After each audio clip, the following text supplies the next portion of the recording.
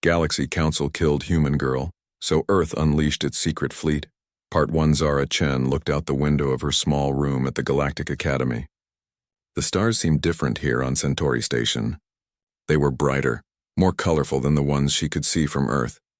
She had been at the Academy for 3 years now, and she still felt amazed every morning when she woke up. At 19 years old, Zara was the first human to become the top student at the Academy. When she first arrived, the other alien students had laughed at her. They thought humans were too new to space travel. They believed humans were not smart enough to understand the complex ways of galactic politics, but Zara proved them wrong. She studied harder than anyone else. She learned 17 different alien languages.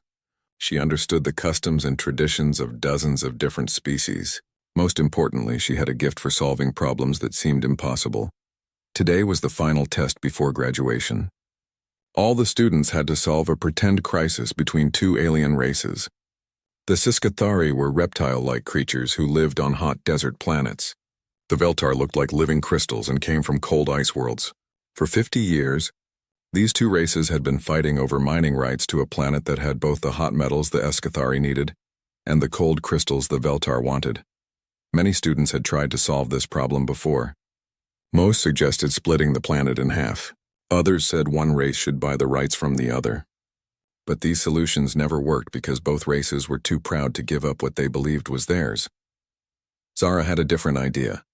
She stood up in front of the class, her heart beating fast. Around her sat students from 30 different alien species. Some had multiple heads, others had tentacles instead of arms. Some breathed different gases and had to wear special masks. But they were all smart and they were all watching her. "The problem is not the planet," Zara said in a clear voice. "The problem is that both races think they need to own everything to be safe. But what if they could work together?" She walked to the big screen at the front of the room and showed her plan. "The Sikathari are excellent at building things in hot places. The Veltar are masters at creating technology that works in cold environments. What if they built a shared city on the planet? The Sikathari could mine the hot metals and build structures. The Veltar could harvest the crystals and create the technology to make everything work." The room was quiet. Then a Scathari student named Hisatar raised his clawed hand. "But humans do not understand. My people have been enemies with the crystal beings for centuries. We cannot trust them." Zara nodded. "That's exactly why it will work. When two groups have been enemies for a long time, they know each other's strengths and weaknesses very well. They respect each other, even if they don't like each other. That respect can become the foundation for working together." A Veltar student whose name sounded like musical notes spoke up. "This idea is interesting, but how would we share the profits?" "You wouldn't share profits," Zara said with a smile. "You would create something bigger than profits. Think about it. If the best builders in the galaxy worked with the best technology creators, what could you make? You could build cities on planets that no one else can live on. You could create new inventions that help everyone in the galaxy. Other races would pay huge amounts to learn from you." The teacher, a tall blue alien called Professor Kethmore, looked impressed. "Miss Chen, your solution is unusual. Most students try to find ways to separate conflicting parties. You want to bring them closer together. Sometimes the thing that makes people enemies can become the thing that makes them stronger together," Zara said. "Humans learned this lesson the hard way. We fought each other for thousands of years before we learned to work together." After class, Zara felt proud but tired. She walked through the station's corridors toward her room. The academy was built inside a huge space station that spun slowly to create artificial gravity. Through the windows, she could see ships from hundreds of different worlds docking and leaving. She passed by the offices where the Galaxy Council members worked when they visited the station. The Galaxy Council was made up of the oldest and most powerful alien races. They made the big decisions about trade, war, and peace. Humans had only been allowed to join the council 5 years ago, and they were still considered junior members. As Zara walked past one office, she heard voices speaking in the old galactic language that only council members were supposed to know. She had learned this language secretly by studying old books. What she heard made her stop walking. "The human girl is becoming a problem," said a voice that sounded like grinding rocks. Zara recognized it as belonging to Counselor Vexthul from the hegemony race. "Her ideas about cooperation threaten the natural order. If younger races start believing they can work as equals with their betters, our authority will crumble." "Perhaps an accident could be arranged," said another voice. this one sounding like metal scraping against metal. These young students take so many dangerous trips. Space travel can be risky. Yes, Vexthul agreed. A tragic accident would teach the humans their place. And it would warn other junior species not to reach too high. Zara's blood turned cold. They were talking about killing her. She started to back away quietly, but her foot hit a piece of metal on the floor. The sound echoed in the corridor. The voices inside the office stopped talking immediately.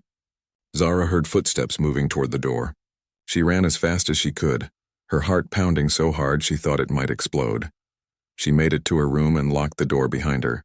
Her hands were shaking as she tried to think about what to do. Should she tell the academy teachers? Should she contact Earth? Would anyone believe her? Before she could decide, her room's communication system buzzed. A message appeared on her screen. Miss Chen, it read, you have been selected for a special honor trip to visit the crystal mines of Veltar Prime. You will leave tomorrow morning on shuttle transport 7749. Congratulations on this opportunity. Zara stared at the message. She had never applied for any honor trip, and after what she had just heard, this felt like a trap. But if she refused to go, they would know she had been listening to their conversation. If she went, she might not come back alive. She spent the whole night thinking about what to do. Finally, she recorded a message and sent it to her parents on Earth. She told them about her solution to the test, about how proud she was to be human, and how much she loved them. She did not tell them about what she had heard, because she was afraid the message might be intercepted. The next morning, Zara walked to the shuttle bay. Other students waved goodbye to her, excited about her special trip. She forced herself to smile and wave back. The shuttle was small and painted white with the Academy's symbol on the side. As the shuttle left the station and headed toward Veltar space, Zara looked back at Centauri Station growing smaller in the distance. She thought about all the friends she had made, all the things she had learned, and all the dreams she had for the future. She did not know that hidden inside the shuttle's navigation system was a small device that would soon change the course of galactic history. She did not know that her death would wake up a sleeping giant that had been quietly preparing for this day. All she knew was that she had tried to make the galaxy a better place, and some people were willing to kill her for it. The news reached Earth 3 days later. David and Maria Chen were eating breakfast in their small kitchen when the official message came through their home communication system. The woman on the screen wore the dark blue uniform of Earth's diplomatic corps. Mr. and Mrs. Chen, I regret to inform you that your daughter Zara was killed in a shuttle accident near Veltar Prime. The shuttle suffered a navigation failure and collided with an asteroid. There were no survivors. Maria dropped her coffee cup. It shattered on the floor, but she did not notice. David grabbed the edge of the table so hard his knuckles turned white. For several seconds, neither of them could speak. How? Maria finally whispered. Zara was the best student at the academy. She was so careful about everything. The diplomatic officer's voice was gentle but formal. The Galaxy Council has launched a full investigation. Preliminary reports suggest the shuttle's navigation system malfunctioned due to outdated software. The Council extends their deepest condolences and has authorized standard reparations for your loss. After the call ended, David and Maria sat in silence. They had both served in Earth's military before becoming research scientists. They knew what investigations looked like when someone really wanted to find the truth, and they knew what they looked like when someone just wanted to make a problem go away. This doesn't feel right, David said finally. Zara was too smart and too careful to die in a simple accident. Maria nodded, wiping tears from her eyes. And why was she on that shuttle in the first place? She never mentioned any trip to Veltar Prime in her last message. They decided to do their own investigation. David still had friends in Earth's intelligence services, and Maria had contacts among the scientists who studied alien technology. If the Galaxy Council was hiding something, they would find out what it was. Meanwhile, across the galaxy, news of Zara's death spread quickly through the galactic communication networks. Most alien species barely noticed. Humans were still new to galactic civilization, and one dead human student was not considered important news. But the Galaxy Council noticed. At their next meeting, Counselor Vexthul stood before the assembled representatives of dozens of worlds. The unfortunate accident involving the human student should serve as a reminder, he said in his grinding voice. Younger species often overestimate their abilities. Perhaps we have been too generous in allowing them access to advanced diplomatic training. Another counselor, a spider-like creature from the Arachnid Collective, clicked her approval. The humans have shown concerning levels of ambition. They propose radical changes to systems that have worked for thousands of years. Perhaps it is time to guide them more carefully. Over the following weeks, new restrictions began to appear. Human merchant ships found their trade routes suddenly classified as high-risk zones that required expensive safety escorts. Human diplomatic missions were delayed for additional security reviews. Most importantly, the Galaxy Council quietly began spreading stories about human recklessness and emotional instability. You see how they react to simple setbacks, Vexthul told other council members. The humans lack the emotional control necessary for serious galactic responsibilities. We must protect the galaxy from their impulsive nature. But the Galaxy Council had made a critical error. They assumed that the Earth they saw was the only Earth that existed. They knew about Earth's small defensive fleet and modest space stations. They knew about human trade ships and diplomatic missions. What they did not know about was the Terra Defense Initiative. Admiral Sarah Hayes stood in the command center of a facility that officially did not exist.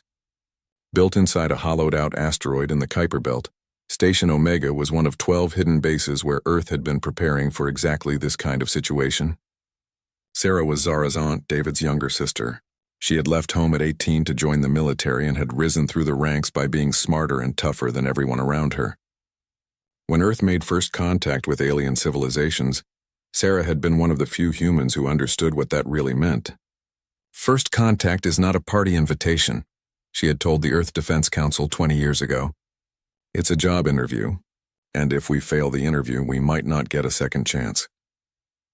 The Terra Defense Initiative had been created based on a simple idea: hope for peace, but prepare for war. While Earth's public face showed a small, peaceful civilization eager to join the galactic community, the secret face was very different.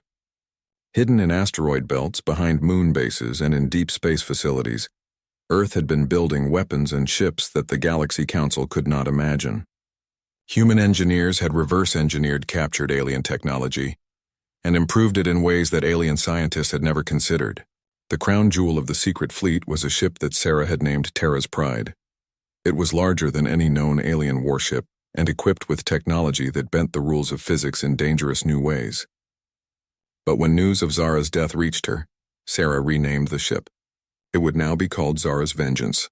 "Ma'am," said Commander Torres, Sarah's second-in-command, "we've received the preliminary investigation report from the Galaxy Council.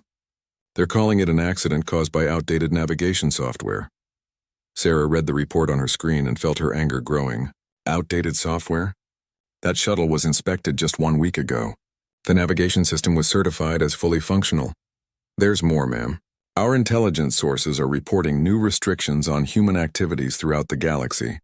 Trade routes are being closed, diplomatic missions are being delayed, and there are rumors that some council members want to review Earth's membership status." Sarah stood up and walked to the window that looked out into space. In the distance, she could see other hidden ships preparing for operations that might soon become necessary. "Commander, contact our agents at the Academy. I want everything they can find about that shuttle, about Zara's last days, and about who authorized her trip to Veltar Prime." "Yes, ma'am.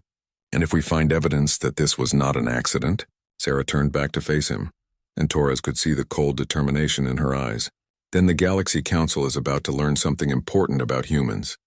They're about to learn the difference between being peaceful and being weak." 3 weeks later, the breakthrough came from an unexpected source. Crystalline Song of Truth was a young Veltar student who had been friends with Zara at the Academy.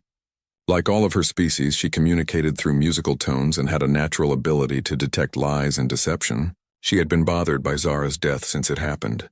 Something about the official story felt wrong to her crystal-enhanced senses. Using her access to Academy computer systems, she began investigating on her own.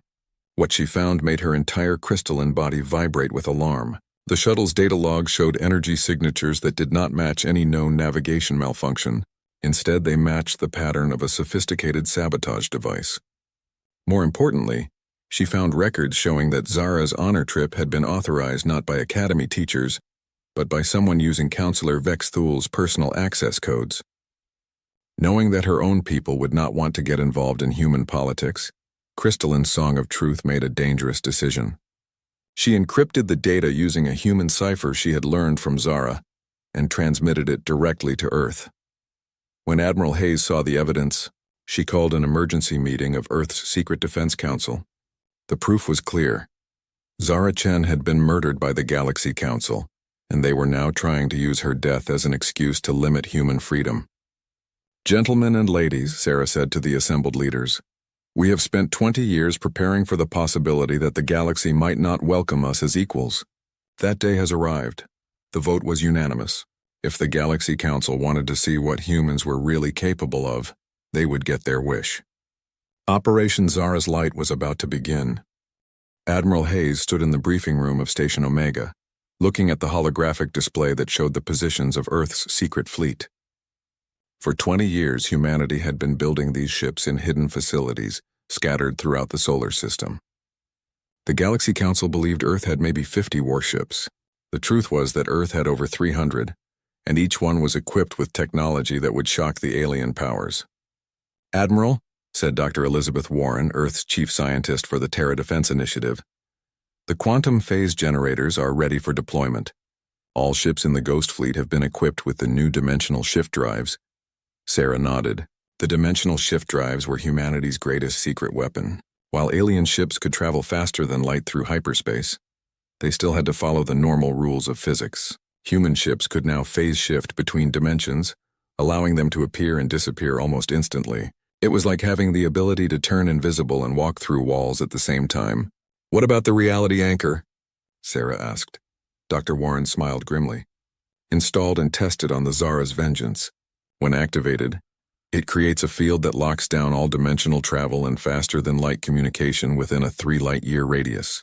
Any alien fleet caught in that field will be trapped in normal space with no way to call for help." The reality anchor was based on technology that humans had discovered by accident while trying to improve their own FTL drives. Alien scientists had always assumed that dimensional barriers were fixed and unchangeable. Humans had discovered they could be manipulated, controlled, and even weaponized. Commander Torres entered the room carrying a data tablet. "Admiral, we've completed our analysis of the evidence from Crystalline's Song of Truth." The sabotage device used on Zara's shuttle was definitely of hegemony origin. Only someone with high-level council access could have obtained it. And the authorization for Zara's trip? Councillor Vexthol's personal codes were used, but the authorization was backdated to make it look official. "Our computer experts say there's no doubt it was inserted into the system after Zara was already dead." Sarah felt her anger burning cold and steady. Zara had been murdered not for anything she had done but for what she represented. She had shown that humans could be equals in galactic civilization, and that had been too dangerous for the Council's power structure. "Send the ultimatum," Sarah ordered. Across the galaxy, every major communication network suddenly carried the same broadcast. The transmission bypassed all normal channels and appeared on screens in government buildings, military bases, news stations, and public areas on thousands of worlds. Admiral Hayes appeared on the screens, wearing the crisp uniform of Earth's military. Behind her was the symbol of the Terra Defense Initiative, a blue and green Earth surrounded by stars. "Citizens of the galaxy," she began, her voice calm but carrying an undertone of controlled fury. "I am Admiral Sarah Hayes of the Earth Defense Forces. I speak to you today about the murder of my niece Zara Chen and the Galaxy Council's attempts to cover up their crime." The broadcast then showed all the evidence that Crystalline's Song of Truth had gathered: the sabotage device's energy signature, the backdated authorization codes, the analysis of the shuttle's final moments.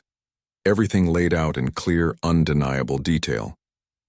"For 50 years," Sarah continued, "Earth has participated in galactic civilization as a peaceful member. We have followed the Council's rules, paid their fees, and accepted their guidance. We believed that intelligence and good faith would be enough to earn us a place among the stars." The scene shifted to show images of Zara at the Academy, studying with alien classmates, solving complex diplomatic problems, receiving awards for academic excellence. Zara Chen represented the best of humanity.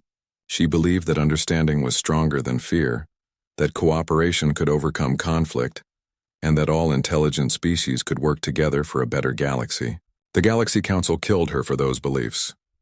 Now the broadcast showed something that made viewers across the galaxy gasp in shock. Massive human warships were decloaking around major alien installations. Ships that were clearly more advanced than anything the galaxy had seen before, hung in space like silent threats. The Galaxy Council has spent the week since Zara's murder, spreading lies about human recklessness and instability. They have restricted our trade, delayed our diplomatic missions, and suggested that humans are not ready for galactic civilization. They have mistaken our restraint for weakness. The camera focused on Sarah's face, and alien viewers could see the cold determination in her human eyes.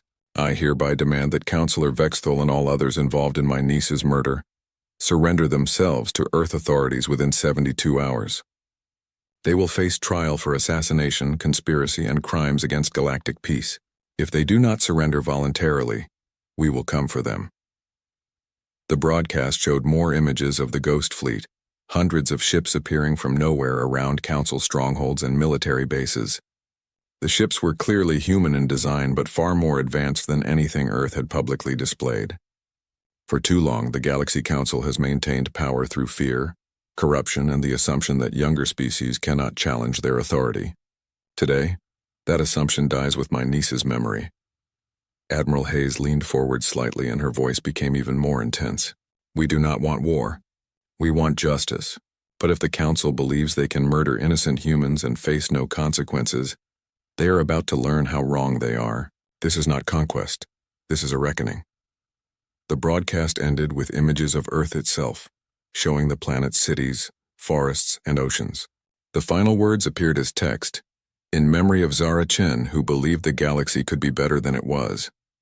The reaction was immediate and explosive. On the Hegemony homeworld, Counselor Vexthal watched the broadcast from his private office and felt something he had not experienced in centuries: fear. The human ships surrounding his planet were clearly more advanced than Hegemony technology. Worse, they had appeared without any warning from his sensors. How is this possible?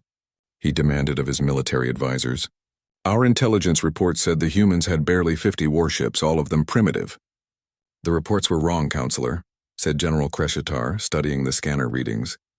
These ships are using technology we don't understand. They appeared inside our defensive perimeter without triggering any alarms. Our shields didn't even detect them. On other Council worlds, similar scenes were playing out. Species that had dominated galactic politics for thousands of years suddenly found themselves face to face with a human fleet that made their own military forces look obsolete. But it wasn't just the Council that was watching. Across the galaxy, billions of beings from hundreds of species saw the evidence of Zara's murder and began asking questions. How many other accidents had really been assassinations? How many times had the Council eliminated inconvenient voices? On the crystal world of Veltar Prime, Crystal and Song of Truth's family gathered around her in amazement. You helped the humans discover the truth? Her parent asked in musical tones that conveyed both pride and worry. Zara was my friend, she replied. She believed that truth was more important than safety. I could not let her killers escape justice. The Galaxy Council called an emergency session, but for the first time in centuries, many member species demanded answers before they would participate. The systematic oppression that had kept younger races subservient was beginning to crumble as the truth spread. Counselor Vexthal tried to maintain his authority. This is clearly a human deception, he announced. They are using lies and threats to destabilize galactic order. We must stand firm against this aggression.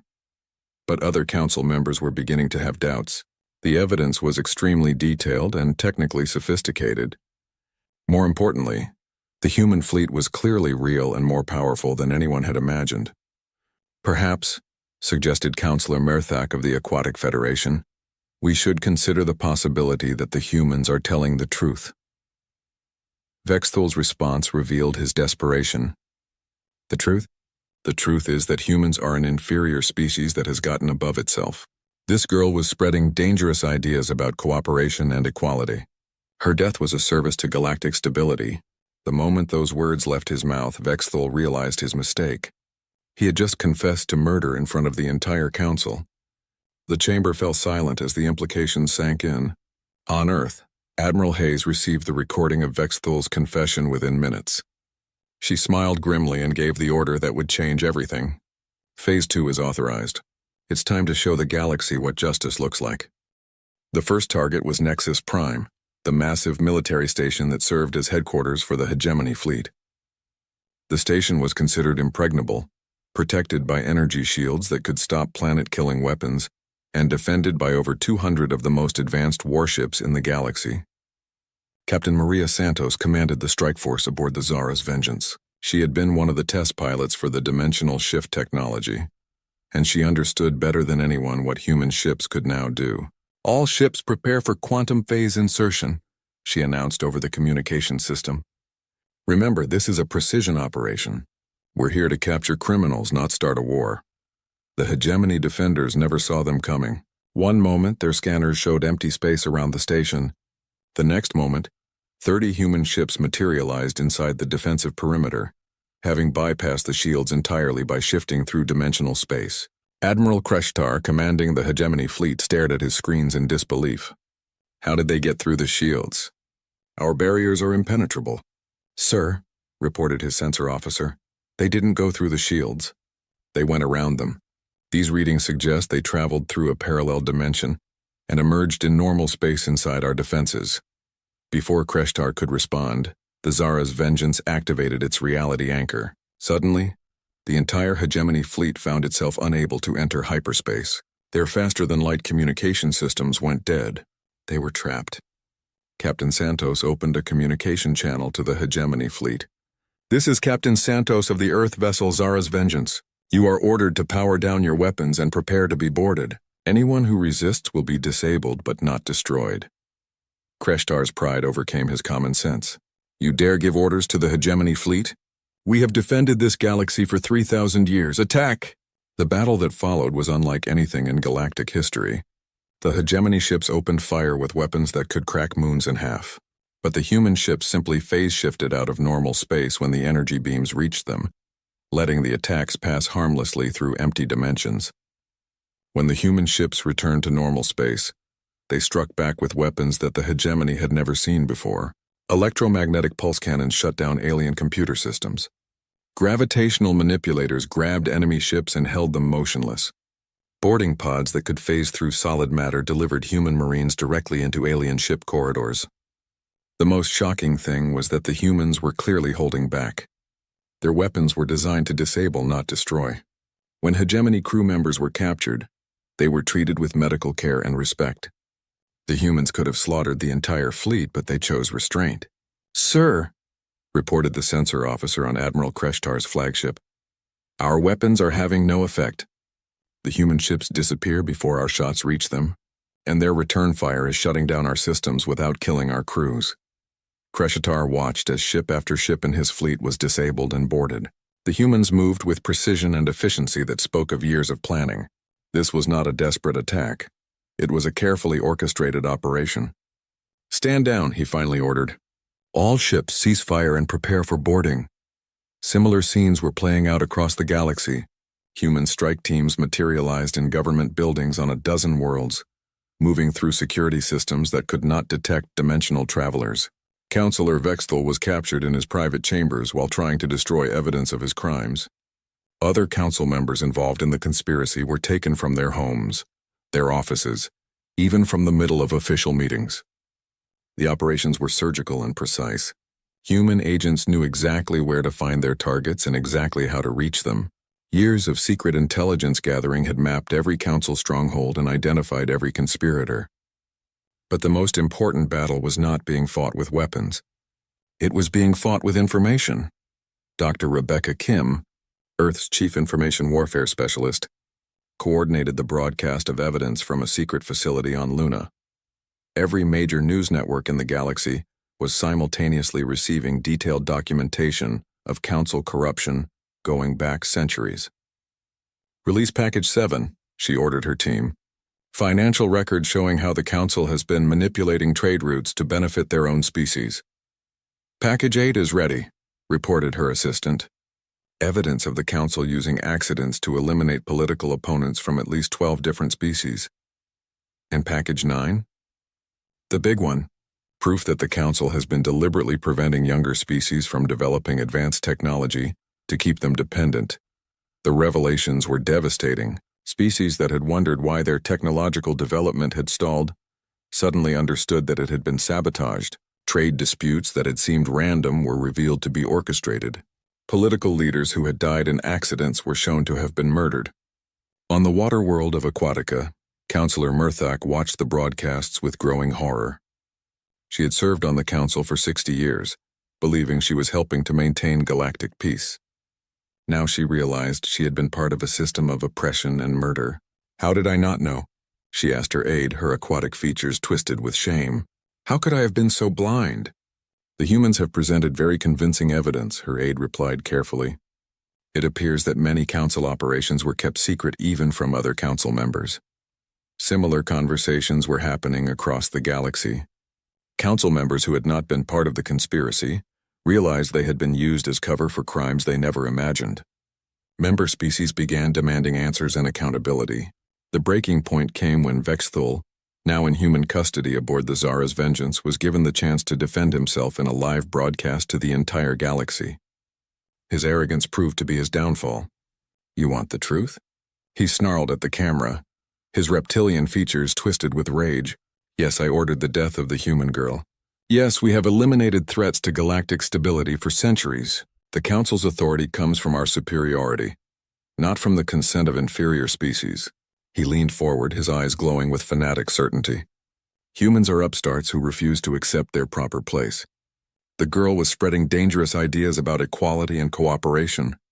If we had allowed her to live, she would have inspired other lesser species to challenge the natural order." Captain Santos, standing beside him, looked directly into the camera. "Ladies, gentlemen, and beings of all species, you have just heard Councillor Vexthul confess to murder and conspiracy. He has also revealed the true nature of the Galaxy Council's authority. It is not based on wisdom or consent, but on the belief that some species are naturally superior to others." The confession destroyed what little credibility the Council had left. Across the galaxy, member species began withdrawing from Council authority. Trade agreements were cancelled. Military cooperation was suspended. The political structure that had dominated galactic civilization for millennia was collapsing. But Admiral Hayes was not finished. In a second broadcast to the galaxy, she outlined humanity's vision for what would come next. "Citizens of the galaxy," she said, standing on the bridge of the Zara's Vengeance with Vexthul's confession playing on screens behind her. "Earth does not seek to replace the Galaxy Council's tyranny with our own. We seek something that has never existed in galactic history, true equality among all intelligent species." She gestured to the star charts showing human ships positioned throughout Council space. "Our fleet will remain deployed until all conspirators have been captured and all evidence of corruption has been secured. But we are not conquerors. We are liberators." The camera focused on Sarah's face, and billions of beings across the galaxy could see the sincerity in her human eyes. "My niece believed that understanding was stronger than fear, that cooperation could overcome conflict, and that all intelligent species deserved dignity and respect. She died for those beliefs. Now it is up to all of us to make her dream a reality." On the crystal world of Veltar Prime, Crystalline Song of Truth felt her entire body resonating with hope for the first time since Zara's death. Around the galaxy, other young beings from dozens of species felt the same emotion. Change was coming. The old order was dead, and something new was about to be born. 6 months after the fall of the Galaxy Council, the trial of Councillor Vexthul and his conspirators began on Earth. The proceedings were broadcast live to every world in the galaxy, watched by billions of beings who wanted to see justice finally served. Judge Patricia Williams, a former Earth Supreme Court justice, presided over the trial. The courtroom had been specially built to accommodate representatives from dozens of alien species, with different atmospheric requirements and gravity fields to ensure everyone could participate. "This court," Judge Williams announced, "will determine guilt or innocence based on evidence and law, not on species or political power. Every defendant has the right to legal representation, the right to present evidence in their defense, and the right to a fair trial." The evidence presented was overwhelming. Financial records showed decades of corruption. Communication logs revealed the conspiracy to murder Zara and cover it up. Most damning of all was Vexthul's own confession, played repeatedly for the court and the galaxy to hear. Vexthul's defense attorney, a human lawyer named James Rodriguez who had volunteered to represent him, tried to argue that his client had been acting for the greater good of galactic stability.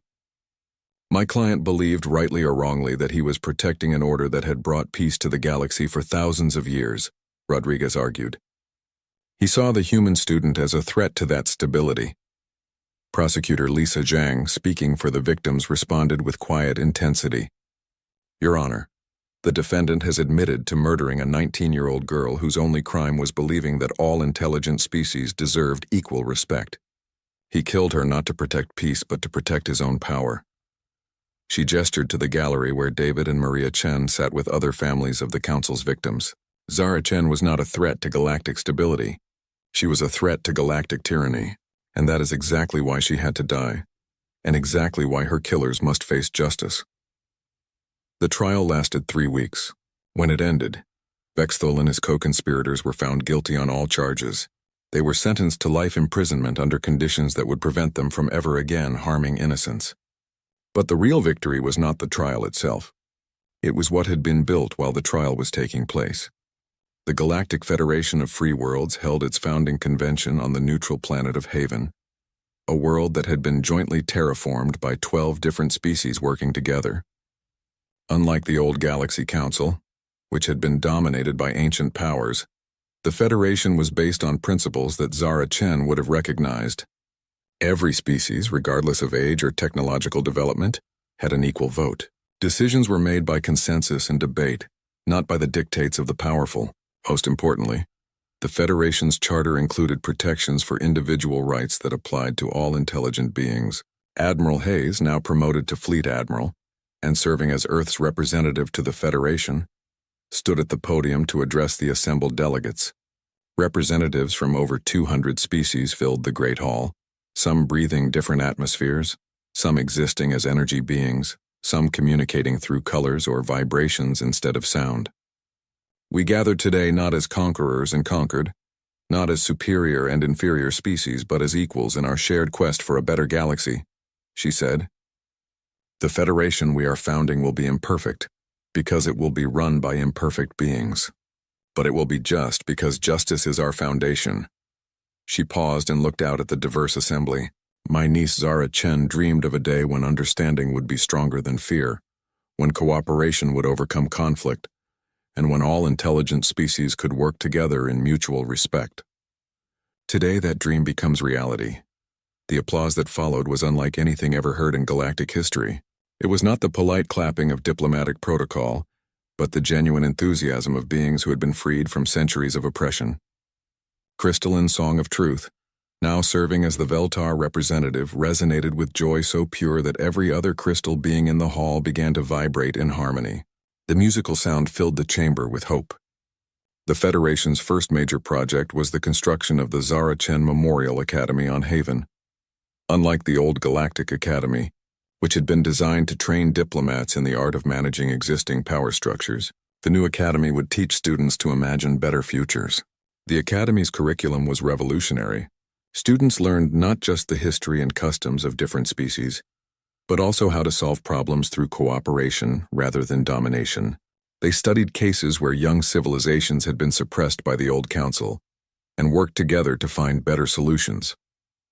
Dr. Elena Vasquez, the Academy's first director, had been one of Zara's professors at the old Galactic Academy. She designed the new school based on principles that Zara had embodied. "We will teach our students that diversity is strength," she announced at the Academy's opening ceremony.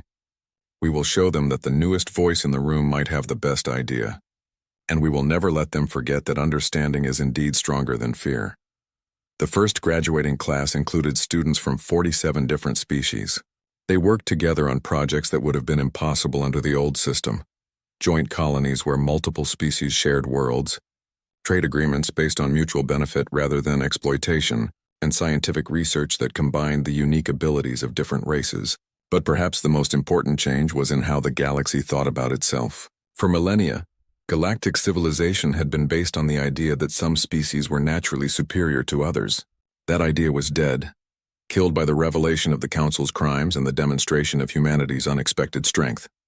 Young beings across the galaxy began to dream bigger dreams.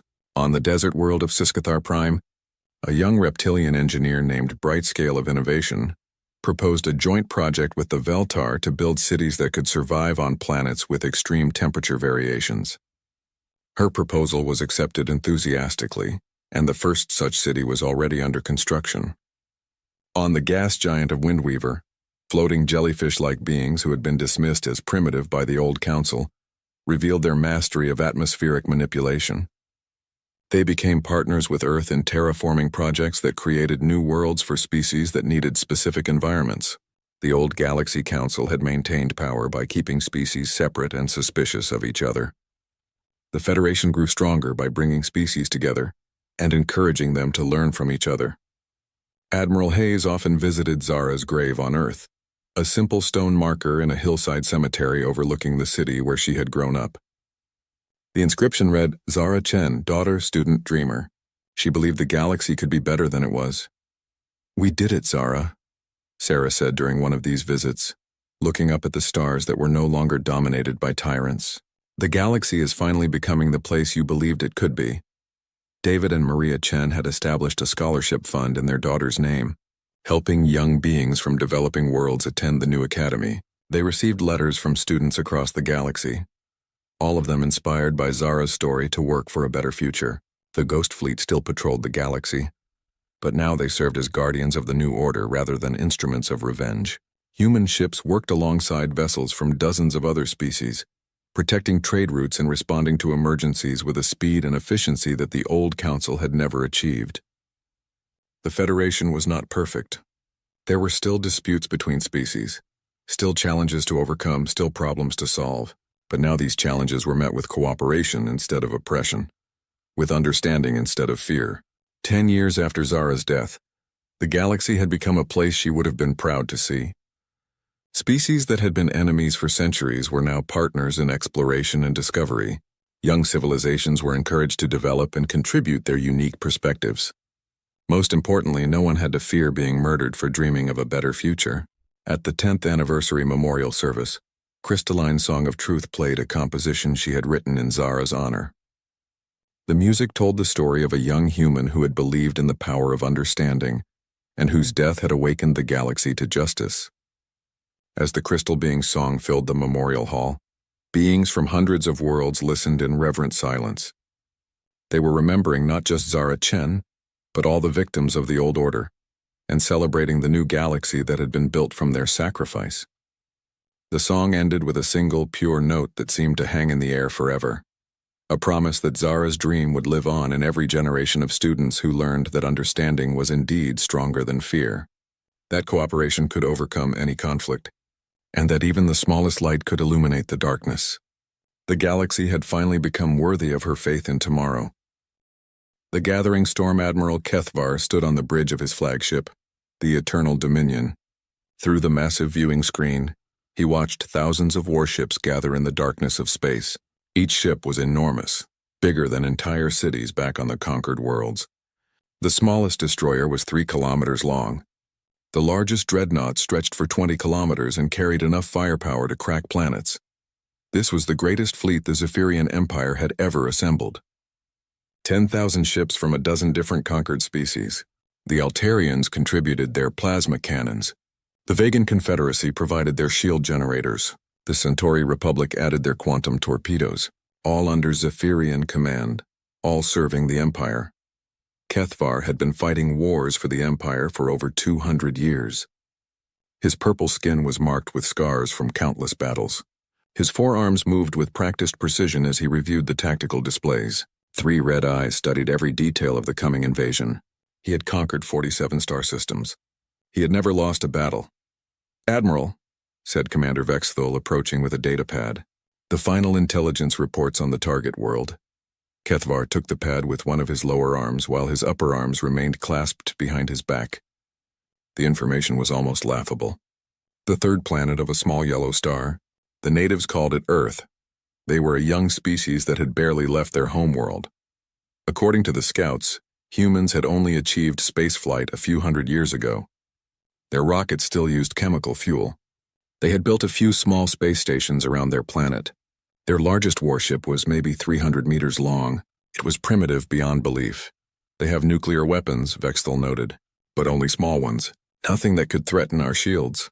Kethvar's mandibles clicked in amusement. Nuclear weapons were what children played with. The Empire had moved beyond such crude tools centuries ago. A single Imperial destroyer could turn a continent into glass with its particle beams. How many ships do they have? Kethvar asked. Maybe 500 total. Most are cargo vessels or small patrol craft. Perhaps 50 could be considered military vessels, but they are armed with primitive chemical explosives and basic energy weapons. Kethvar set down the data pad. This was not even worth calling a conquest. It was more like collecting fruit from a tree. The humans would see the Imperial fleet and surrender immediately. Any species with intelligence would realize the hopelessness of their situation. Signal the fleet, Kethvar ordered. We advance to the target system in 6 hours. All ships are to prepare for standard occupation protocols. The bridge crew worked efficiently to relay his orders. Across the massive fleet, 10,000 ships began their final preparations. Weapon systems were charged. Landing craft were loaded with occupation forces. Planetary bombardment coordinates were calculated. Kethvar walked to the tactical display table at the center of the bridge. The holographic image showed the Sol system in perfect detail. The star was unremarkable. 8 planets, several moons, an asteroid belt. The third planet was covered mostly in water with large land masses. About 8 billion humans lived on its surface. The planet has good agricultural potential, Vexthul observed. The natives can be relocated to the polar regions. The fertile zones will make excellent farming colonies for the Empire. This was standard procedure. Useful species were kept alive as workers. Their military was destroyed, their governments eliminated, their leaders executed. The survivors learned to serve the Empire or they died. It was simple and efficient. What about their technology? Kethvar asked. Anything worth studying? Nothing significant. Their computers are primitive. Their materials science is basic. They do have some interesting biological research, but nothing the Empire doesn't already possess. Kethvar nodded. Some species had technologies worth taking before their conquest. The Vagan Confederacy had developed excellent shield generators. The Altarians had perfected plasma weapons, but humans seemed to have nothing to offer except their bodies for labor. Sir, called the communications officer, we're receiving a message from High Command. The main screen shifted to show Supreme Admiral Jektar, commander of all Imperial forces. His ancient face was scarred from 1,000 battles. His cybernetic eye glowed red as he spoke.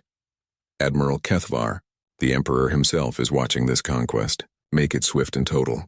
Show the galaxy that no world is beyond the reach of the Empire. It will be done, Supreme Admiral. The humans will surrender within hours of our arrival. Good. Do not underestimate any species, but this appears to be a simple matter. End this quickly and return to the core worlds. We have reports of rebellion in the Outer Rim that require attention. The transmission ended. Kethvar felt the weight of Imperial expectations.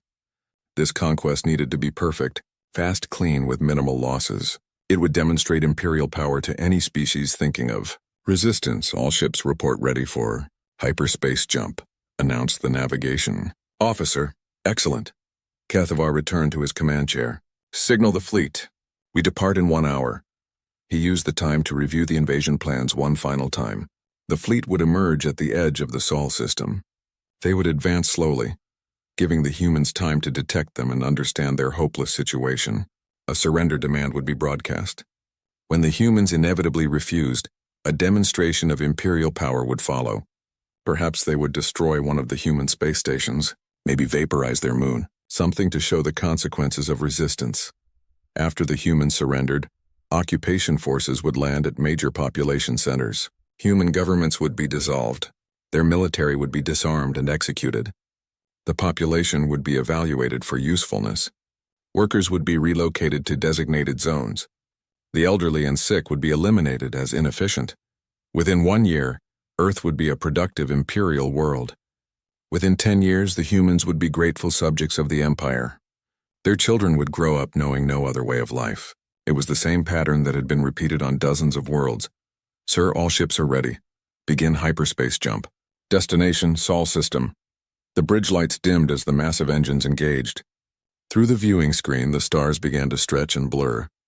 10,000 ships entered hyperspace together, reality bending around them as they crossed the impossible distances between stars. Kethvar felt satisfied. This would be recorded as the fastest conquest in Imperial history. The human world would fall before they even knew they were under attack. Another star system would join the Empire. Another species would learn to serve. He had no idea that Earth had been watching his fleet since the moment it left Zephyrian space. He had no knowledge that human technology was centuries beyond anything the Empire possessed. He could not imagine that his massive, invincible armada was already targeted by weapons that could unmake matter itself. In 6 hours, Admiral Kethvar would learn what it meant to underestimate humanity. But he would only have seconds to understand his mistake, before he and his entire fleet ceased to exist. The greatest military force in galactic history was about to discover that Earth was not the primitive world it appeared to be, and the universe was about to learn why humans had remained hidden for so long. First Contact Protocol. The Imperial fleet dropped out of hyperspace at the edge of the Sol system like a storm made of metal and fire. 10,000 warships materialized from nothing, their massive hulls blocking out stars. The smallest destroyers were mountains floating in space. The largest dreadnoughts were like moving cities, bristling with weapons that could destroy worlds. Admiral Kethvar watched the tactical display with satisfaction. His fleet had emerged exactly where planned, just beyond the orbit of the outermost planet. The humans would detect them soon if they had not already. Their primitive sensors would show an invasion force beyond their worst nightmares. All ships report successful jump completion, announced Commander Vex Thul. No technical difficulties. Fleet is ready for advance. Excellent. Begin standard deep scan of the system. I want to know everything about human military capabilities. The sensor operators worked at their stations. Banks of equipment designed to penetrate any stealth technology swept across the Sol system. Within minutes, detailed information flowed across the bridge displays. Sir, scanning complete. We detect 5 space stations around the third planet. All are small, probably civilian. We count 437 space vehicles total. Most appear to be cargo vessels or small shuttles. Perhaps 60 could be military vessels. Kethvar studied the scans. The human space infrastructure was even more primitive than intelligence reports suggested. Their largest space station was maybe 2 kilometers across. Their biggest warship was barely 300 meters long. The entire human space force could fit inside one of his dreadnoughts. Any sign of hidden military installations? Asteroid bases? Ships hiding behind planets? Negative, sir. Their stealth technology appears non-existent. What we see is what they have. Perfect. This would be even easier than expected. Kethvar had conquered species with 10 times the space capability of these humans. Some had put up fights lasting months. The humans would probably surrender the moment they saw his fleet. Open a channel to the human homeworld. Broadcast on all frequencies they use. The communications officer worked for several minutes to establish contact. Human communication technology was simple but functional. They used basic radio waves and primitive data transmission, like children playing with toys. Channel open, sir. Kethvar stood and activated the recording system. This message would be broadcast to every human communication device on their planet and in space. Billions would hear the words that ended their independence forever. Attention, primitive inhabitants of the third planet. I am Admiral Kethvar of the Zephyrian Imperial Fleet. Your world is now claimed by the Empire. You will surrender immediately and unconditionally. Resistance is impossible. You have 1 rotation of your planet to comply. Failure to surrender will result in the total destruction of your civilization.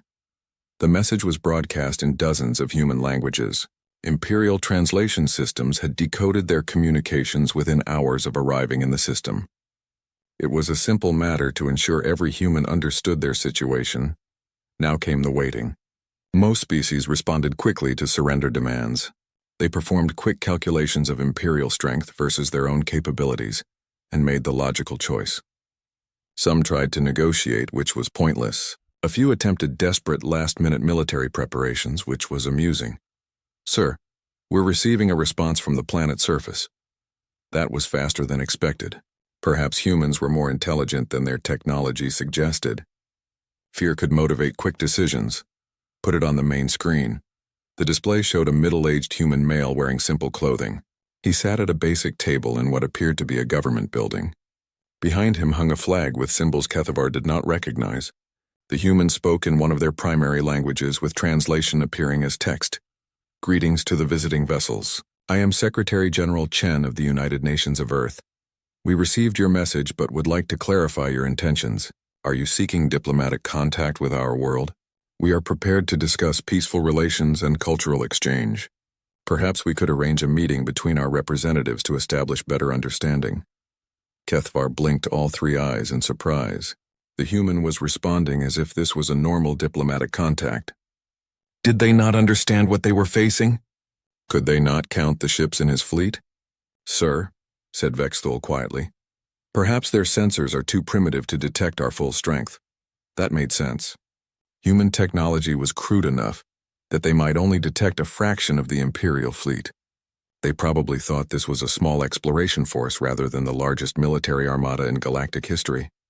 Open channel again, Kethvar ordered. I will make our situation clearer. The communication system activated. This time Kethvar would ensure the humans understood exactly what they faced. Human Secretary General Chen. This is not a diplomatic mission. This is a military conquest. My fleet contains 10,000 warships. Each ship can destroy your largest cities. Your entire military could not damage even one of our vessels. You have no choice but surrender. Comply immediately or watch your world burn. The transmission ended. Surely now the humans would understand. When primitive species faced overwhelming force, survival instinct took control. They would surrender within hours. Sir, should we begin advancing toward the planet? Not yet. Give them time to comprehend their situation. Fear makes compliance more complete. Hours passed. The Imperial fleet waited at the system's edge while the humans presumably debated their response. Kethvar used the time to review occupation procedures. Landing sites were selected for maximum strategic value. Population centers were mapped for efficient control. Finally, another transmission arrived from the planet's surface. This time it came from a different location. The translation systems identified the source as a place called Geneva. Admiral Kethvar, this is Director Sarah Martinez of the United Nations Security Council. We appreciate your clarification regarding the nature of your visit. However, we maintain our position that diplomatic dialogue remains the best path forward. We invite you to send a representative to Earth for face-to-face discussions. We believe many misunderstandings can be resolved through direct communication. Kethvar's mandibles clicked in frustration. These humans were either incredibly brave or incredibly stupid. They seemed incapable of understanding their helpless position. Sir, suggested Vexthul, perhaps a demonstration would clarify matters. We could destroy one of their space stations. Show them what our weapons can do. Yes. Select the largest human space station. Prepare for surgical strike. Make it clean and visible from their planet surface. Target selected, sir. The station they call Alpha 7. It orbits directly above their largest population center. Perfect. The destruction would be seen by billions of humans. After watching their proudest space achievement vaporized in seconds, they would understand the futility of resistance. All ships prepare for advance to inner system. We will move slowly, giving the humans time to track our approach. When we reach optimal firing position, destroy the target station with a single shot. Make it spectacular. The massive fleet began moving deeper into the Sol system, 10,000 ships advancing like a tidal wave of destruction. Their engines lit up space with brilliant fire. Their weapons charged with enough energy to crack moons. Admiral Kethvar felt confident this demonstration would end human resistance immediately. After seeing Imperial power firsthand, they would beg for mercy. It was always the same pattern: fear, surrender, compliance. He had no idea that every move his fleet made was being tracked by sensors beyond his imagination. He could not know that human technology had been watching galactic civilizations for centuries. He would never realize that Earth's apparent primitiveness was the most sophisticated deception in cosmic history. The Imperial fleet advanced toward Earth, confident in their overwhelming superiority. Behind them, space itself began to change as ancient human systems awakened from their patient slumber. The moment of truth, the Imperial fleet moved through the Sol system like a slow avalanche of death. 10,000 warships advanced in perfect formation, their massive hulls gleaming under the light of the human sun. Admiral Kethvar watched the tactical displays with growing satisfaction as his armada approached the inner planets. Distance to target planet? He asked. 2 million kilometers and closing, sir. We should reach optimal firing position in 30 minutes. Perfect timing. The humans would have hours to watch the fleet approach. Their primitive telescopes and basic radar would show them exactly what was coming. Fear would build with every passing moment. By the time the Imperial fleet reached Earth orbit, the humans would be desperate to surrender. Any response from the planet surface? Continued diplomatic requests, sir. They keep asking for meetings and negotiations. No signs of military preparation. Kethvar's three eyes focused on the planet ahead. Earth looked peaceful from space. Blue oceans, white clouds, green and brown continents. Billions of humans lived on that world, going about their daily lives. Soon they would all be subjects of the Empire. Sir, we're detecting increased communication traffic from the planet. They appear to be broadcasting emergency messages to their population. Excellent. Panic will make them more cooperative. The communications officer looked puzzled. Actually, sir, the messages don't seem panicked. They're telling people to continue normal activities. Some kind of public announcement that the situation is being handled through proper channels. Strange. Most species began mass evacuations when faced with Imperial fleets. They moved populations away from major cities, hid their children, prepared for the worst. These humans seemed almost calm. Perhaps they don't understand the size of our fleet, suggested Commander Vexthal. Their sensors might be too primitive to count our ships accurately. No matter. They will understand soon enough. The fleet continued its advance. At this distance, even human eyes could see the approaching warships as bright points of light moving against the starfield. 10,000 suns announcing the end of human independence. Sir, we're now within optimal firing range of the target space station. Kethvar looked at the tactical display. The human space station, designated Alpha 7, hung in orbit above their largest city. It was a simple construction, clearly built for scientific research rather than military defense. Destroying it would demonstrate Imperial power without significant loss of useful infrastructure. All ships halt advance. Prepare for demonstration strike. I want every human on that planet to see what happens next. The massive fleet slowed to a stop. 10,000 ships positioned themselves in Earth orbit like metal gods looking down on mortals. Their weapons charged with energies that could split atoms and melt mountains. Target locked. Main battery charged and ready. Fire.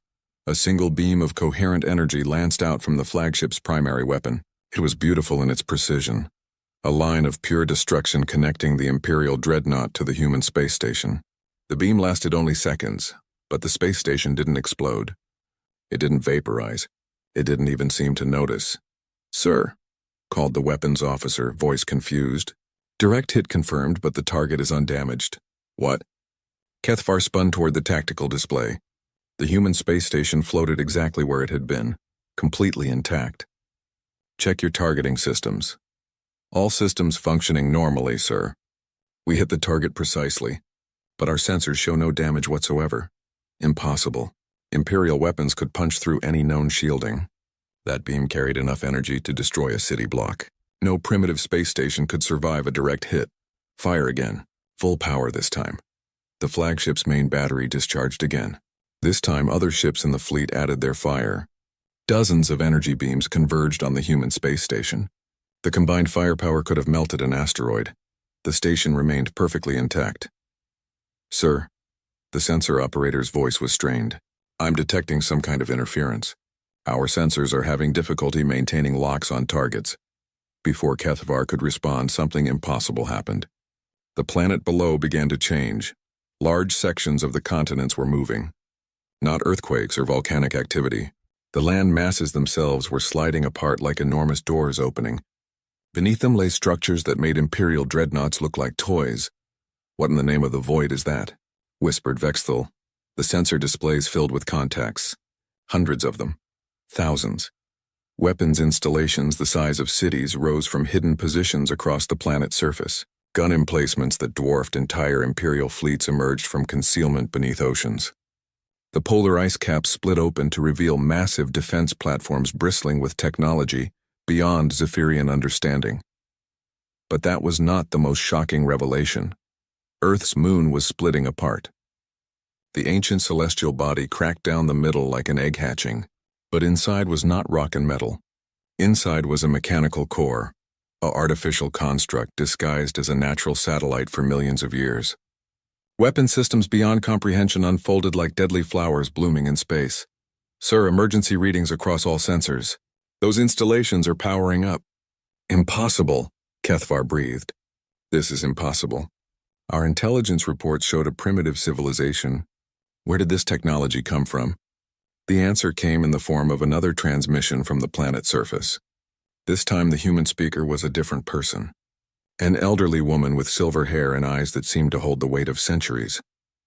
Admiral Cathvar, this is Director Elena Vasquez of the Terran Defense Council. We tried to handle this diplomatically, but you have insisted on violence. We regret this outcome. The woman's image was replaced by a technical display showing the Imperial fleet, but the display showed things that Zephyrian sensors had never detected. Energy signatures, weapon specifications, exact crew counts on every ship. The humans knew everything about the Imperial Armada down to the smallest detail. You have 30 seconds to power down your weapons and prepare for immediate withdrawal from this system. Failure to comply will result in defensive action. Cathvar found his voice. You cannot threaten the Imperial fleet. We have 10,000 ships. You are primitives playing with forces beyond your understanding. Admiral, the woman's voice was sad but firm. You understand nothing about us. You have 15 seconds. The tactical displays exploded with warning signals. Every human installation was targeting Imperial ships. But the targeting systems showed energy readings that broke Zephyrian measurement scales. The weapons pointing at his fleet operated on principles that Imperial science could not even identify. Sir, emergency power to engines. We need to retreat immediately. Belay that order, Cathvar snarled. No primitive species can threaten the Empire. All ships open fire. Destroy everything. 10,000 Imperial warships opened fire simultaneously. The combined firepower could have sterilized a planet. Energy beams, plasma bolts, quantum torpedoes, and particle cannons filled space with devastating light. None of it reached the targets. Some kind of barrier surrounded Earth and its installations. Imperial weapons struck the barrier and simply stopped existing. Not reflected or absorbed. The energy just vanished as if it had never been fired at all. Time's up, said the human woman. The planet's surface lit up like a star. Every weapon installation fired at once. But these were not energy beams or projectile weapons. They were something else entirely. Something that reached out and touched the fabric of reality itself. Admiral Cathvar had exactly 3.7 seconds to understand what was happening to his fleet. The Imperial ships were not being destroyed. They were being unmade. The weapons didn't blast through armor or overwhelm shields. They simply convinced matter to stop existing. The great dreadnought Eternal Dominion began to fade like morning mist. Cathvar watched his own hands become transparent as the human weapons worked their impossible technology. Around him, his bridge crew was dissolving into nothing. His last thought, transmitted across quantum channels to the Imperial core worlds, was a single word: impossible. But the humans were not finished. Their weapons reached out beyond the dying fleet, following hyperspace signatures and quantum entanglement trails across the galaxy itself. Every ship that had ever been part of this invasion force, every Imperial base that had supported the operation, every world that had contributed to the Armada, the cleansing was total and instantaneous across hundreds of light years. The cleansing in the span of 3.7 seconds, the greatest military force in galactic history simply ceased to exist. The Imperial fleet did not explode in brilliant fireballs. The massive dreadnoughts did not break apart under overwhelming firepower. The 10,000 warships that had, moments before, dominated Earth's orbital space simply faded away like shadows at dawn. Admiral Cathvar's final transmission reached the Zephyrian core worlds as a quantum echo bouncing across hyperspace. His last word, impossible, arrived at Imperial command just as his atoms were being gently convinced to forget how to hold together. Supreme Admiral Jektar was reviewing casualty reports from the Outer Rim, rebellions when the message arrived. His cybernetic eye flashed as he processed the brief transmission. Then the quantum communication array detected something else.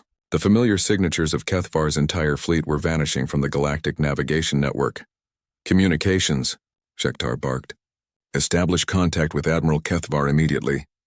The communications officer worked frantically at his console. Sir, I can't find any Imperial ships in the Sol system. All fleet transponders show offline. Impossible. Run a full sensor sweep. Check for interference or equipment malfunction. Minutes passed as the most sophisticated detection equipment in the Empire searched for signs of the missing Armada. The results made no sense. 10,000 ships and their crews had simply vanished from existence. Sir, the sensor operator's voice shook. I'm detecting quantum disturbances spreading outward from the Sol system. Something is following our hyperspace navigation networks. Before Jektar could respond, alarms began sounding throughout Imperial Command. Not attack warnings, something worse. System failure alerts from military bases across the Empire. Sir, we're losing contact with Outpost Vega 7. Zephyrian Third Fleet reports complete loss of communication. The shipyards at Alpha Centauri have gone dark. Military Academy at Rigel is not responding. Jektar watched in growing horror as red lights spread across the tactical display of the Empire. Every installation that had contributed ships or personnel to Kethvar's invasion force was going offline. Not attacked, not destroyed, simply ceasing to exist. The pattern was methodical and terrifying. Whatever had eliminated the invasion fleet was now systematically erasing every trace of Imperial involvement in the operation. Shipyards that had built the vessels, training facilities that had prepared the crews, supply depots that had armed the fleet, research stations that had developed the invasion plans. All of it was vanishing as if it had never existed. Sir, the phenomenon is accelerating. We're losing military installations faster than we can track them. How is this possible? What kind of weapon can reach across interstellar space? The answer came in the form of another transmission from the Sol system. The same elderly human woman appeared on the main screen. Behind her, Earth continued its normal rotation as if nothing had happened. Supreme Admiral Jektar, I am Director Elena Vasquez of the Terran Defense Council. Your invasion force has been neutralized. All Imperial assets involved in planning or supporting this operation have been removed as a security precaution. Jektar found his voice. What have you done? You cannot destroy Imperial property. The Empire will not tolerate this aggression. The human woman's expression remained calm. Admiral, there is no longer an empire. Your military infrastructure is gone. Your fleets are gone. Your command structure is gone. What remains are civilian populations on various worlds who are now free to govern themselves. The tactical display confirmed her words. Red zones marked former Imperial territory now showed no military presence whatsoever. Hundreds of star systems that had been under Zephyrian control for centuries were suddenly independent. This is impossible. The Empire has stood for 10,000 years. You cannot destroy a galactic civilization in minutes. We have not destroyed your civilization, Admiral. We have removed your ability to threaten others. The Zephyrian people are free to continue their lives peacefully. They simply no longer have the means to conquer and oppress other species. Jektar's mind reeled. How could a primitive species accomplish what the combined rebellions of 100 worlds had failed to achieve? The Empire had seemed invincible. Its military power had been absolute. What are you? He whispered. Director Vasquez tilted her head slightly. We are humans, Admiral. We are also the reason this galaxy has remained relatively peaceful for the last 50,000 years. The Empire was becoming too aggressive, too dangerous. We decided intervention was necessary. 50,000 years. That's impossible. Our records show humans achieve spaceflight only recently. Your records show what we wanted them to show. We have been watching galactic civilizations for a very long time, Admiral. Most species develop peacefully and never require our attention. Unfortunately, the Zephyrian Empire chose a different path. The implications hit Jekvar like a physical blow. Earth was not a primitive world. It was something else entirely. Something that had been observing and influencing galactic development for millennia. We tried to discourage your expansion through subtle means. The human continued. Strategic resource shortages, navigation hazards in key systems, rebellions among conquered species. But you adapted to each obstacle. Your invasion of Earth forced us to take direct action. You caused the rebellions, the supply problems, the accidents that destroyed our exploration fleets. We prefer indirect methods when possible. They cause less disruption to galactic stability.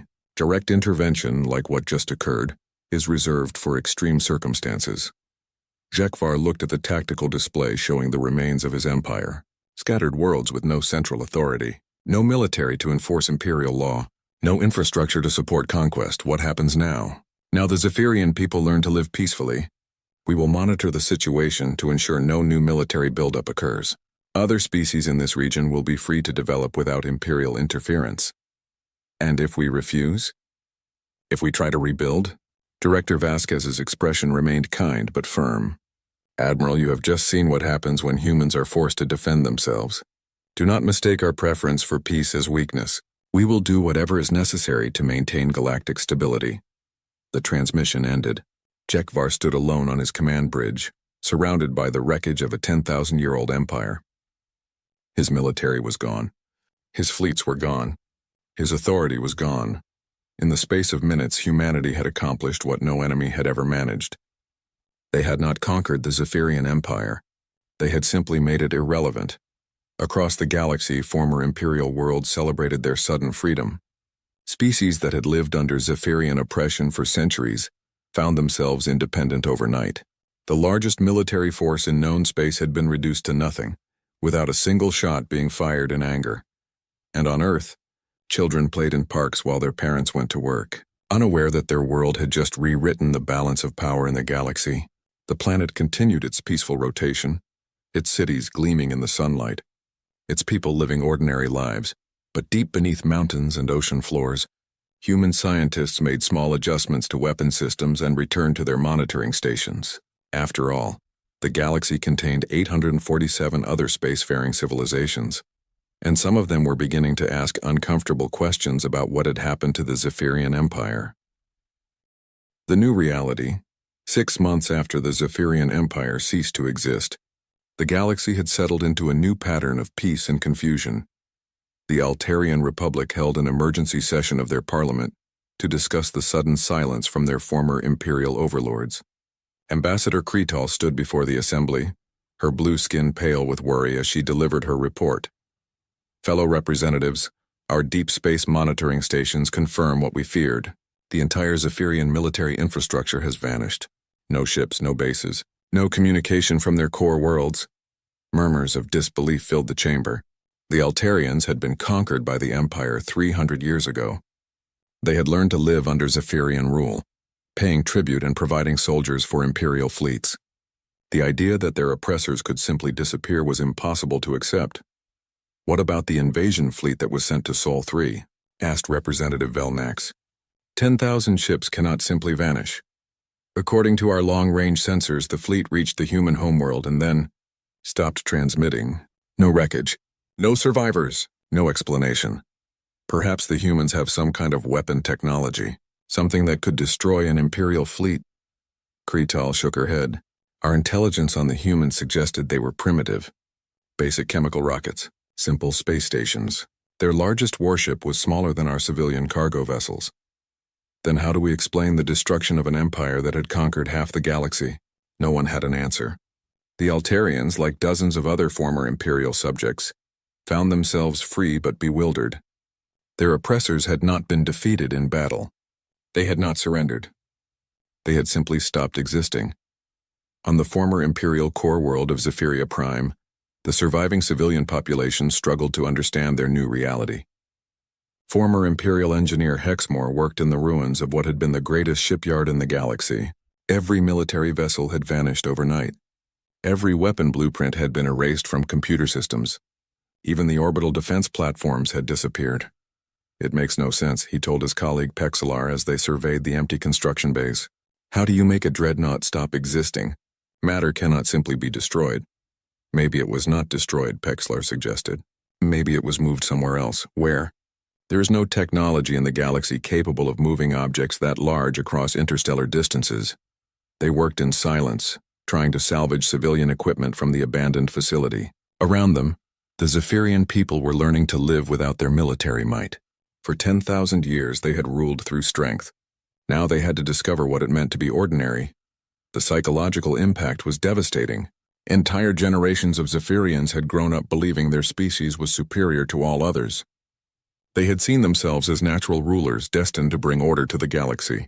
The sudden removal of their military capability left them questioning everything they had believed about themselves. Meanwhile, in a secure facility beneath the mountains of Switzerland, Director Elena Vasquez reviewed reports from monitoring stations across the galaxy. The aftermath of the Zephyrian intervention was proceeding as expected. Former imperial territories were establishing new governments. Trade routes were being reorganized. The threat of galactic war had been eliminated. Status report, she requested from her aide, Dr. James Chen. 846 active civilizations remain under observation. Threat assessment shows green across all monitored species. No signs of military buildup or aggressive expansion plans. Any investigation into the Zephyrian disappearance? Several species have sent exploration vessels to former Imperial space. They find empty installations and confused civilian populations. No one has detected our involvement. Vasquez nodded. Keeping Earth's true nature secret was essential to maintaining galactic stability. If other species knew that humans possess technology capable of erasing entire civilizations, it would cause panic and potentially trigger an arms race. What about the Zephyrian survivors? Adapting slowly. Their civilian government is attempting to establish diplomatic relations with former subject species. Some worlds are receptive. Others are still angry about centuries of oppression. That's normal. It will take time for wounds to heal. Dr. Chen hesitated before continuing. Director, some of our analysts are concerned about the precedent we've set. Using the erasure protocol on such a massive scale. It's never been done before. Vasquez turned to look out the window at the peaceful Swiss countryside. Children were playing in a nearby village, their laughter carrying on the wind. They had no idea that their world contained weapons that could unmake the fundamental forces of reality. The Zephyrian Empire was becoming too dangerous, she said quietly. Their expansion rate was accelerating. Their military technology was improving. If we had waited another century, they might have developed weapons capable of threatening other major civilizations. But complete erasure of their military capability was necessary. We tried subtle intervention for 300 years, encouraging rebellions, causing supply shortages, creating navigation hazards. Nothing worked. The Empire adapted to every obstacle we placed in their path. She moved to her desk and activated a holographic display showing the galaxy. Green dots marked peaceful civilizations. Yellow dots showed species with minor aggressive tendencies. Red dots indicated potential threats. For the first time in 50 years, there were no red dots on the map. This is what we exist to protect, Dr. Chen. Galactic peace. The right of species to develop without fear of conquest or oppression. Sometimes protecting that peace requires difficult decisions. I understand, Director. It's just the scale of what we did. An entire civilization's military might erased in seconds. The Zephyrians still exist. Their people are still alive. Their culture continues. They simply no longer have the ability to threaten others. In time, they may even thank us for freeing them from the burden of maintaining an empire. The conversation was interrupted by an alert from the monitoring station. Dr. Chen checked his tablet and frowned. What is it? Vasquez asked. We're detecting unusual energy readings from the Vegan Confederacy. It might be nothing, but their power consumption has increased by 30% over the last month. Vasquez studied the data. The Vegans were generally peaceful, but they had been part of the Zephyrian Empire's military alliance. Perhaps they were attempting to fill the power vacuum left by Imperial collapse. Increase monitoring of Vegan space. Deploy additional sensor platforms if necessary. If they're building weapons, I want to know about it. Yes, Director. As Dr. Chen left to implement the orders, Vasquez returned to her window. The Swiss mountains stretched into the distance, their peaks covered with snow that had been falling for millennia. Earth looked so peaceful from this perspective, so ordinary. But beneath those mountains lay technology that humanity had been developing for 50,000 years. Weapons that could reach across space and time to unmake matter at the quantum level. Sensors that could detect a single ship's engine signature from thousands of light years away. Defense systems that made planetary invasions impossible. Earth was not just a world. It was a fortress, a monitoring station, a guarantor of galactic peace. The surface population lived their normal lives unaware of their planet's true purpose. They went to work, raised families, wrote poetry, and played games.